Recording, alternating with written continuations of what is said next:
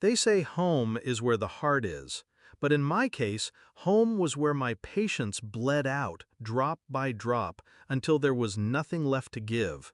It started with my mother's voice, sharp, dismissive, almost rehearsed. "You'll need to pay double rent now. Your brother's family is staying too." I stared at her trying to process. Double rent? As if years of shouldering the mortgage, utilities, and groceries had meant nothing. As if my brother, the golden child, hadn't coasted his entire life on excuses and open palms. I didn't argue, I didn't fight, I simply nodded, as if I had no choice. That's what they expected, compliance. But inside, something cold and precise began to form. Backstory. For years I played the role, the dutiful child, the reliable one.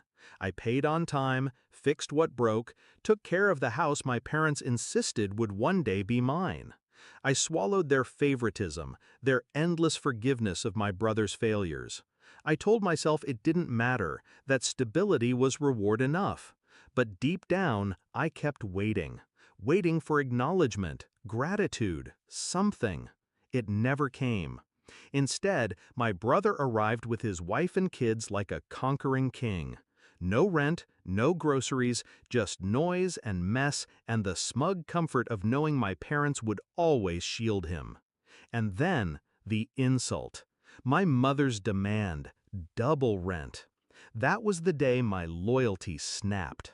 Discovery. It wasn't just neglect, it was exploitation. I overheard her one night, whispering to my father, "He owes us. After everything we've done, he should be grateful to have a roof at all."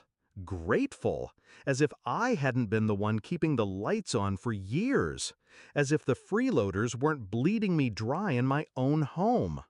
I remember standing in the dark hallway, fists clenched, my brother's laughter drifting up from the living room. They thought I'd stay. They thought I was trapped. They were wrong. The plan. I didn't rage, I didn't shout, I smiled.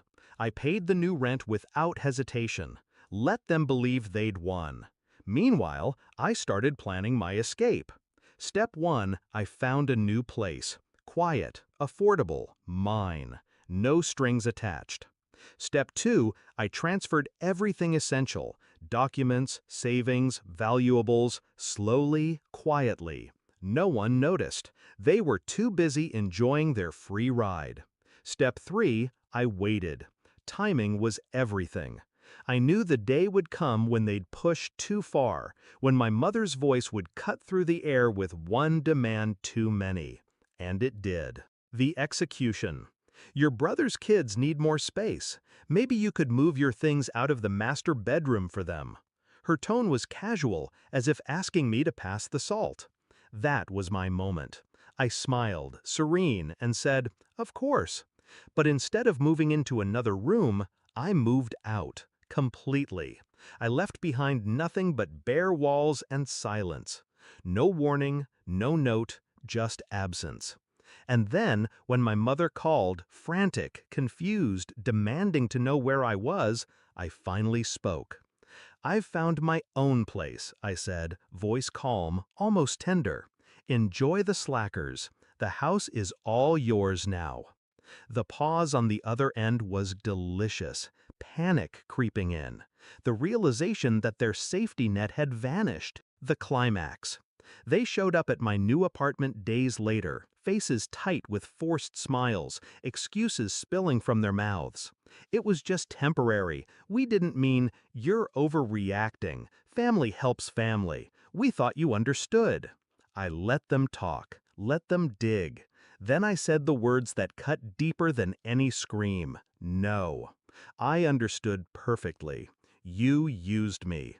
And now you can deal with the consequences. My brother's face hardened, my mother's eyes filled with tears. But there was nothing left to bargain with. The bills, the rent, the upkeep, it was theirs now. And me? I was free. Resolution. Sometimes revenge isn't loud. Sometimes it's not fire and fury. Sometimes the sweetest revenge is silence. Absence, the void you leave when you finally stop carrying the weight that was never yours to bear. I see it now with clarity. I wasn't their child. I was their crutch. And the day I stepped away, they collapsed under the very dependence they mocked me for resisting. Do I regret it? Not for a second. I built a new life with walls no one else can claim, with air that doesn't choke of obligation. And every time I picture them in that house, my brother scrambling, my mother seething, bills piling up, I smile, because they wanted me to pay double. Instead, they got exactly what they deserved: nothing.